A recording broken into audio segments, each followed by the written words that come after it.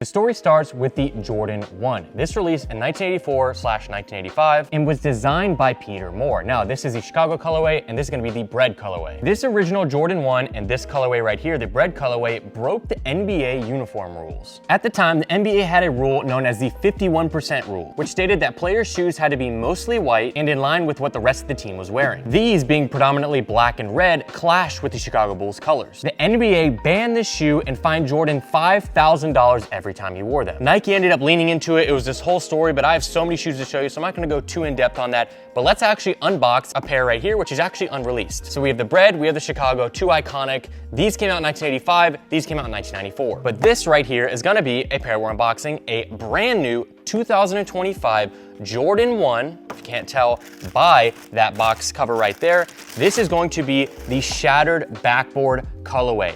This is an iconic sneaker in the sneaker world, and this is gonna be the 10-year anniversary of the original release of this shoe. When this shoe came out, it was known for its incredible quality. Now, this one doesn't measure up as well as the original pair, in my opinion. Well, the 2015 pair. And I fear this shoe may be going under retail, which is crazy to think about. And that is gonna be where the journey starts with the Jordan 1, and then we move on to the Jordan 2. The year is 1986, and Jordan Brand and Nike wanted to release a more higher quality luxury version of the Jordan 1, and that's where we have the Jordan 2. This is the Chicago colorway right here, and when this came out, this was a shoe that was made in Italy. This was designed by Peter Moore and Bruce Kilgore, and they purposely made this sneaker without a swoosh to define this as a lifestyle sneaker, not just a basketball sneaker. Now, while over the years, I feel the popularity of the Jordan 2 has gone down, it was definitely a staple for when it came out. The next shoe that comes out is going to be the first shoe designed by Tinker Hatfield with Jordan, and that's gonna be the Jordan 3. For the Jordan 3, I decided to go with a classic, and this is gonna be unboxing a pair of white cement Jordan 3s, the reimagined version, a more recent release.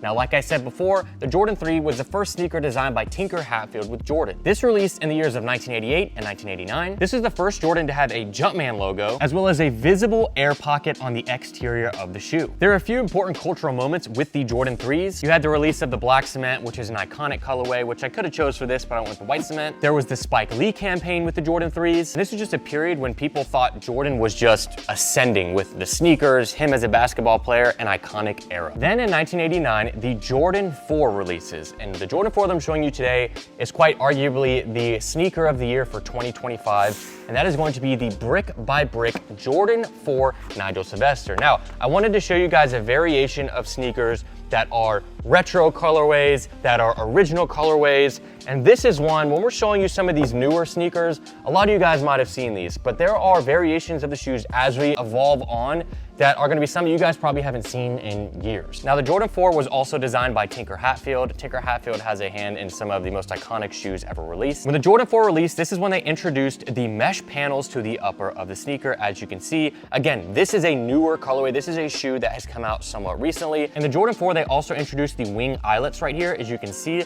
a lot of people will take them and put the lace through there to kind of tie it together. That's what I do. Some people will leave it open and leave that off and flapping. An iconic moment of the Jordan 4 is that they were worn by Jordan during the shot, which, if you don't remember, was the game-winning shot by Michael Jordan in Game 5 of the 1989 NBA playoffs first round series against the Cleveland Cavaliers against the Chicago Bulls. In 1990, the Jordan 5 releases. As you can see, we have the Moonlight colorway right here. This is the first Jordan that ended up coming out with lace locks on it, as you can see right here. And with the original release of it had translucent soles, this pair has it as well. One of the main inspirations is gonna be the P-51 Mustang fighter jet, and you'll see that with the cues right here of the little kind of teeth that are along the side. Now, obviously, this isn't one of the original colorway releases, but you can still see the hints of it all these years later. In 1991, we had the Jordan 6 release, and this is going to be the Aqua colorway. This, again, designed by Tinker Hatfield, and this was worn by Jordan when he won his first NBA title. Not the specific colorway, but the Jordan 6. This shoe is known for having its molded heel tab and enhanced cushioning throughout. This is also the last Jordan to release that shows a visible air unit and Nike Air branding on the exterior. That brings us to the Jordan 7. The Jordan 7 was released in 1992 and was the first model Jordan released after Jordan won his first NBA title. The inside of the shoe has features of another sneaker released by Nike, which is going to be the Huarache, and a lot of the colorways had bold geometric patterns inspired by West African tribal art, and they actually removed the air unit. Like I mentioned in the last one, the Jordan 6 was going to be the last one with that visible air unit. 1993 came the Jordan 8s, as you can see right here. Now,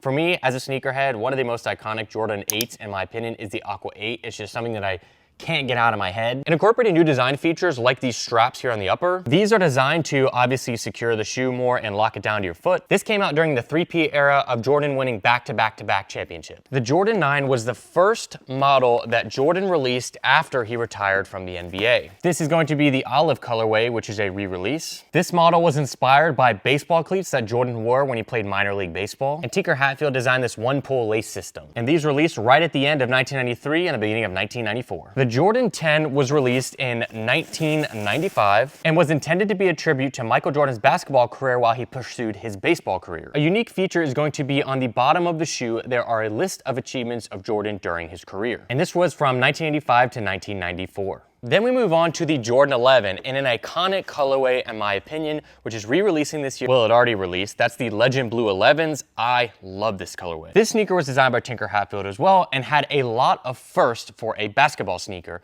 First thing you're gonna have is patent leather on the exterior. Now, obviously this isn't the original colorway that released, but this has all the hits of it. Another key feature of it is going to be the carbon fiber plate on the bottom. This was a very key and unique feature from when this released. The Jordan 11 was worn during the 72-10 season. If you don't know, they released the 72-10 colorway. And it is such an iconic shoe because it was worn in the Space Jam movie. Not in this colorway, but this is one of my favorites, so I had to show it. Moving on to the Jordan 12, and I picked an iconic colorway, which is going to be the flu game. The design was apparently inspired by a women's dress boot as well as the Japanese flag, and was the first Jordan to release with Zoom air cushioning. The shoes are made with premium leather and had a carbon fiber shank plate. And one of the most iconic games that we all know of for wearing the shoe and why it's called the flu game is when Jordan played with the flu. And in that game, he ended up scoring 38 points over the Utah Jazz. Then we move on to the Jordan 13, which is going to be kind of a switch up, in my opinion, of the silhouette of Jordan. This shoe is inspired by a panther's predatory instincts, and this is meant to be a holographic eye, like a panther's eye, and then the outsole is meant to represent like a panther's paw. Called the holographic cat eye, this is one of the most iconic features that resembles for me of a Jordan 13, and this is gonna be the Flint colorway. The Jordan 14 came out in 1998. This was the first Jordan to have silver lace tips on the ends with a Jumpman logo on it, and each pair has a total of 7 Jumpman logos on the shoe, which together on each of the shoes, if you add them up, that adds up to a 14. The shoe also features low profile zoom units on the front and the rear of the shoe, and the Jordan 14 was worn by Jordan in the 1998 iconic moment, The Last Shot. It was not in this specific colorway, but was still in a Jordan 14. The Jordan 15 is where I think things begin, where people, I feel like, don't as much love this silhouette.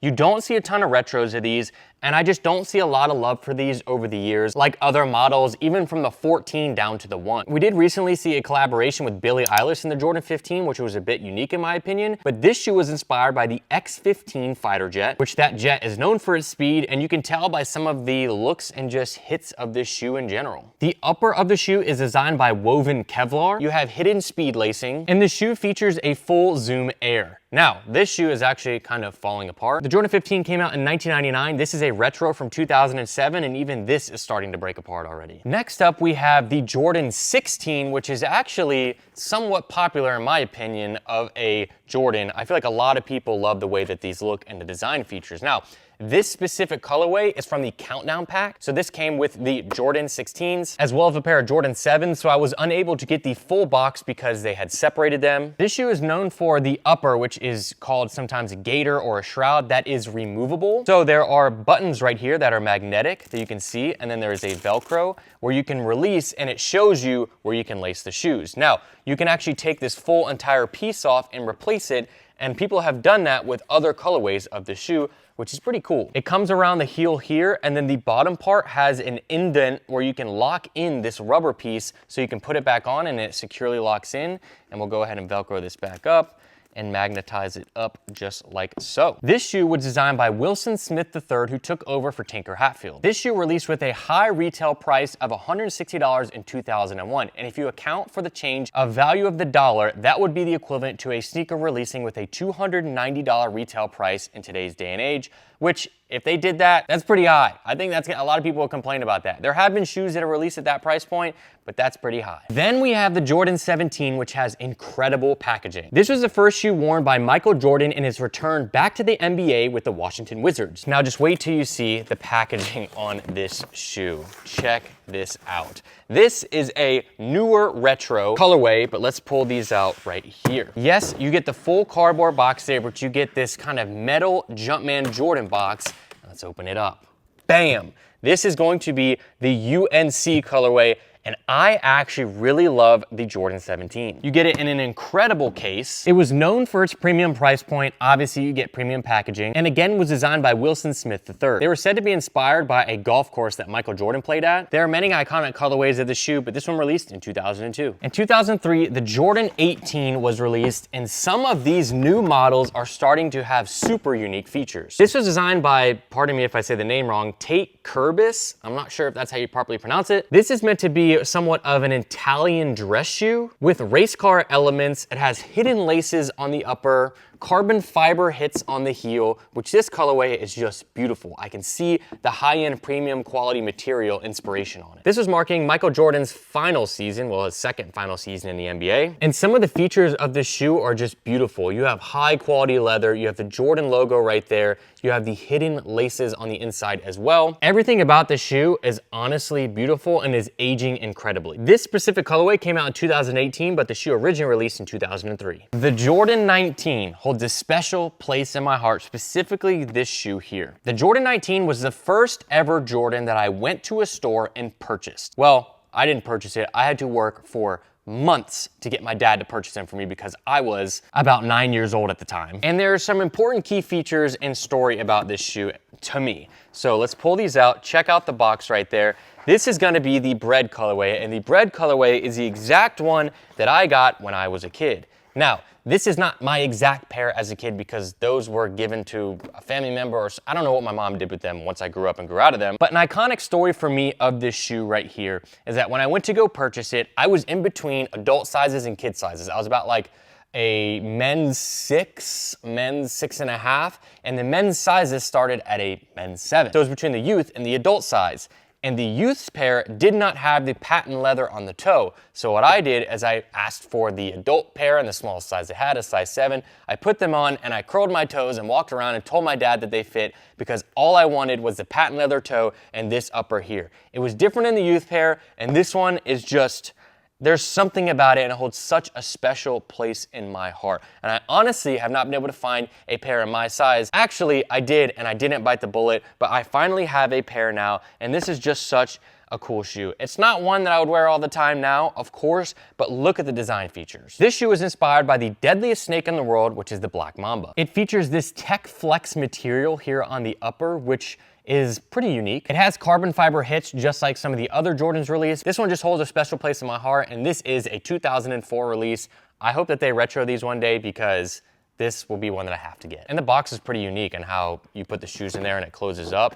Not something that you saw all the time back then. Then we move on to the Jordan 20, which is designed by Tinker Hatfield and Mark Smith to represent Jordan's career. So this box is a little bit beat up. I was trying to find good pairs with good boxes and good conditions, but again, it was a little bit harder. So this is the Jordan 20, has a little bit of a Velcro here, and it opens up just like this, and let's pull these out. Now, one thing cool about these is on the box, it shows you a little bit of information about the shoe. This shoe features a very unique strap here on the upper that is disconnected from this whole part of the shoe. It's only connected here on the rear. And there are over 200 icons on the upper to represent Jordan's career. Now, this is a pair that released in 2004/2005, so you can see some of the aging and wear of the midsole disconnecting here. You can see the patent leather hits. This is an iconic shoe, being that it is a number 20 of releases, but not one that I feel like a lot of people would wear nowadays because it's like a low top, mid top. Like that is just kind of crazy to me, and I'm hoping it's not going to break with how brittle it may be. No insoles with this pair. Again, the 20 was a little bit harder to find, and some of these are good, but they'll be like 500 bucks for a really fresh, crisp pair. So really unique shoe for the Jordan 20. The Jordan 21 was known for its luxury design and customizable features,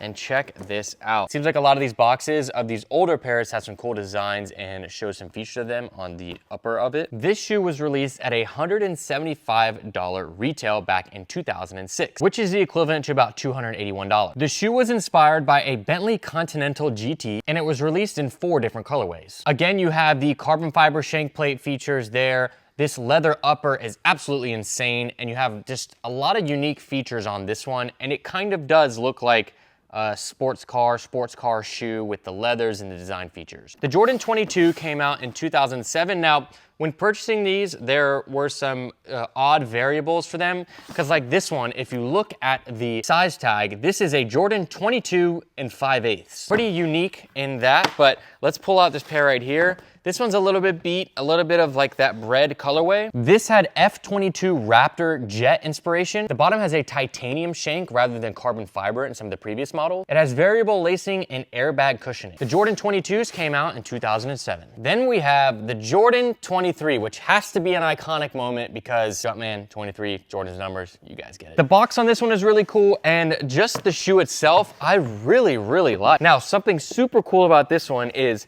on the inside, you actually get a CD. Now, I don't know if some of you guys watching this have never played a CD in your life. The CD features video with Tinker Hatfield talking about some of the design process and history of Jordan sneakers and the Jordan 23, which is pretty cool.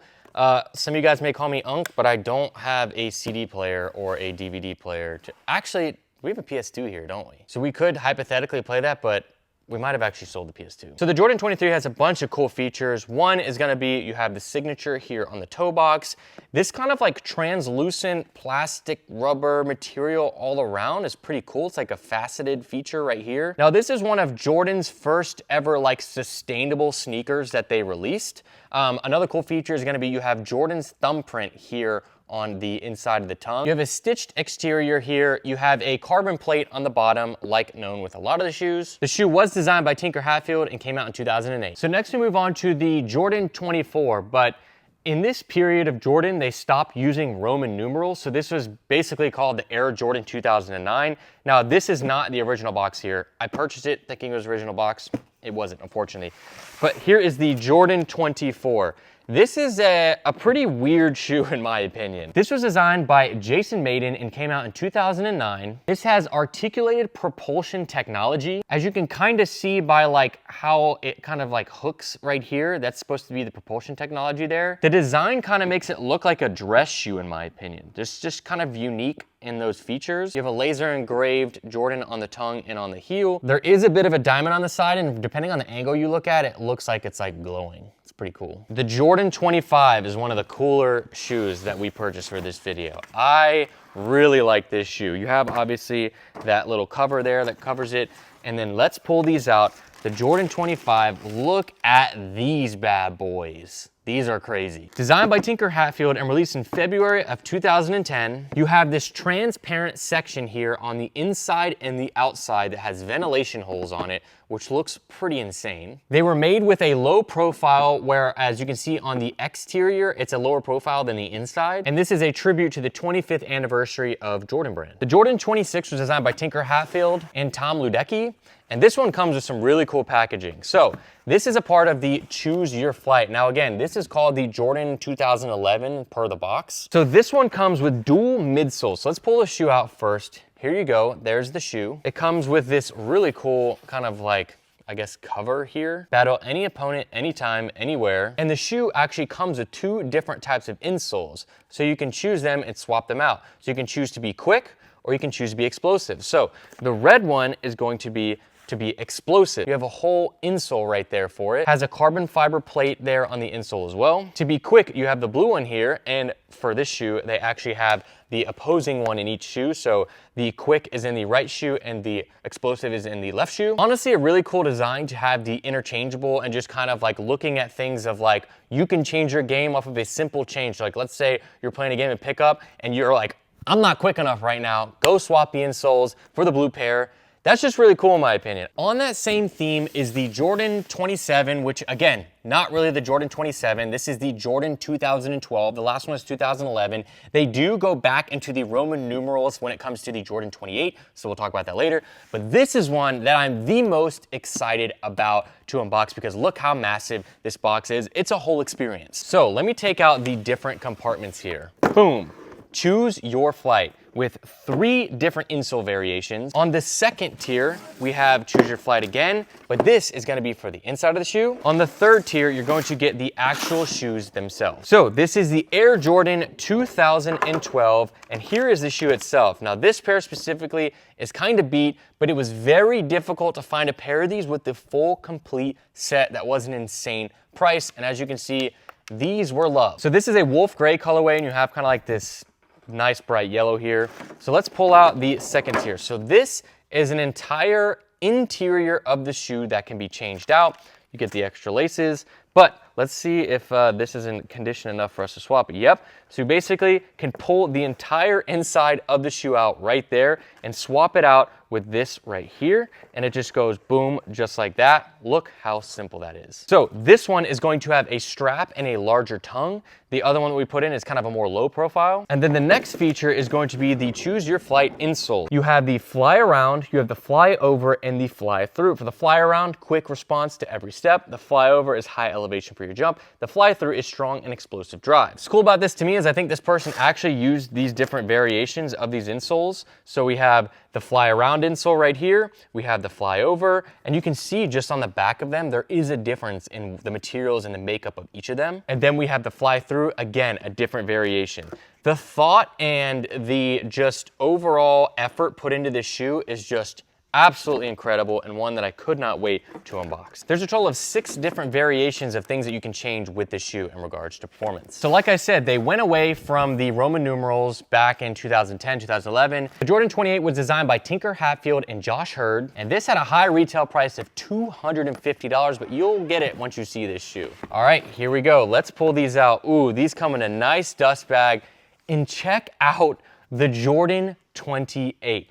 Again, look at the differences in designs that were going over the years. We've made our way from the Jordan 1 all the way to this material and carbon fiber this is a shoe that somebody playing Spider-Man could perfectly wear. This includes a piston style outsole with a new Flight Tech plate here on the middle, and this debuted during All-Star Weekend. You pull that back, you have a normal lacing on the inside of the shoes here, and then it fully covers up just like this. That design is pretty cool in my opinion. You have the carbon plates on the heel and on the inside, and as you can see there, they have it marked with the Flight plate, which is new technology released back then. The Jordan 29 was released, and this is a really cool colorway. It's just super unique. Check this out. This is a world's first performance woven upper of a basketball sneaker. They found inspiration for this shoe in Italy, and at the time it was a record-setting lightest Jordan to ever release. Another significant moment in Jordan history is going to be the release of the Jordan 30. XXX and Roman numerals. This is a futuristic design, cosmic themed sneaker. And this one is actually pretty beat up. This is worse than the photos portrayed when I first bought it. I don't know what happened to this shoe. Look at all the dirt on it. This shoe has flight speed technology. You also have the futuristic kind of galaxy hits in this little pocket right there. And then also you have the unique features of the tongue. It's called a Cosmos design for the entire shoe and was designed by Tinker Hatfield. The Jordan 31 was designed by Tate Kurbis. One of the cool features that stands out on this one specifically is gonna be that Nike logo on the inside of the box. And let's pull this pair out right here. We're moving into an era of these shoes that has the flyweave upper. This was the first shoe to feature the Jumpman logo, the Wings logo, and a swoosh all in one sneaker. So you have the swoosh here, Wings logo on the inside, Jumpman logo on the outside right here. This shoe was released about 9 years ago in 2016. Next up, we have the Jordan 32, which has design inspiration from the Jordan 2, if you can't tell just by looking at it. This is like a Florida Gators colorway, which is pretty bold. The shoe has Flyknit technology, Zoom Air, cushioning, and a flight speed plate on it. I see a lot of hints of a lot of different shoes here. I see a Jordan 2, I see a Jordan 19, kind of with this right here. And this was the first Jordan model to release in high and low versions simultaneously. This is the Jordan 33 that features the Fast Fit laceless system with click to tighten lacing. This shoe looks pretty insane. You essentially pull to tighten and then pull to release. You can kind of see the little wire here that uses for that lacing system. So you pull right here to tighten it up, and you hear the clicks, pull again to release. This is a pretty unique shoe, super high. This is a pretty unique shoe, kind of reminds me again of going back to some of the like flight things with like fighter jets with this kind of like pull tab here. It's an interesting mix of this leather and mesh material, but this shoe came out in 2018. The Jordan 34 came out in 2019 and was the lightest Jordan to ever release at the time. With its all new Eclipse plate right here, was meant to have crazy propulsion when jumping. You also have a couple lockdown elements of the upper that were meant to have more security. It's supposed to be a lighter shoe with extra propulsion. You can just tell by the upper right here with all this mesh right here that there's gonna be no weight to the shoe. As we're in the 30 models, the technology is just ever advancing as technology in the world is advancing. The Jordan 35 came out in 2020. Check out this colorway right here. This features the Eclipse Plate 2.0 for extra propulsion again. And the tongue of this sneaker is actually from a Jordan 5, if you can't tell. This one actually has styrofoam in the back protecting the little Nike Air tab there, which is pretty cool. And this is famously worn by players, recent players like Zion Williamson and Jason Tatum. There's a pattern when we get into these higher 30s. This is the Jordan 36, and again, was one of the, if I can open this up, one of the lightest Jordans to ever release at the time. This is a pretty crazy colorway here. This has what is called the Zoom Air Strobel unit, which is a first that I've heard. Takes inspiration from the Jordan 6, and the upper is a full kind of crazy gradient, like knit upper. Insane. You have Zoom Air on the bottom here, and this whole shoe is just designed to be a shoe that's gonna propel you. It's light, you jump higher and just perform better. The Jordan 37, this is pretty cool. I bought these off of eBay, and somebody says, I hope you get a lot of threes out of these, which is pretty cool. The Jordan 37 released in 2022, and it has a Huarache style kind of boot here. Has carbon fiber on the outsole there, like a lot of Jordan models. And then the upper is gonna be another super unique kind of knit material, and that is just, once we get to these more modern ages of these shoes, the more focus is on keeping your foot secure, being light. You're able to take away a lot of the weight of the shoe and keep it light so you can be agile. As we get down to the last two shoes, for this one, I was thinking that, so I see this box a lot at like the Nike outlets and stuff for sustainability, but I believe for this particular model, it did come only in these. I may be wrong in that though. This is the Jordan 38, one of the most recent releases. This shoe features an X plate on the outsole, which is inspired by the straps of the Jordan 8. Upper is made with backless embroidery, and it doubles as a canvas for Michael Jordan's 1993 NBA playoff run. Then we get to the most recent Jordan that is released to the public in 2024, which is going to be the Air Jordan Type 39, or the Jordan 39, in a really cool colorway, and I'm actually liking the direction of where things are going with these. The last pair in the 38, not necessarily my particular flavor, but when it comes to a basketball shoe, this one looks sick. There are design features that pay homage to the Air Jordan 9, but overall, when it comes to the 39, as with a lot of these recent shoes, the main idea behind them is the best performance, the best stability, the best agility. Everything you can think about it is to be performing on the court. Here is every model Jordan from 1 all the way to 39, and this is the year, the 40-year anniversary of Jordan Brand. Now, there was a recent event where people showed the Jordan 40, and there's actually a WNBA player who debuted a Jordan 40 in play, and I have to say, it looks super, super nice. I tried to get it for this video, but it just wasn't possible with my resources.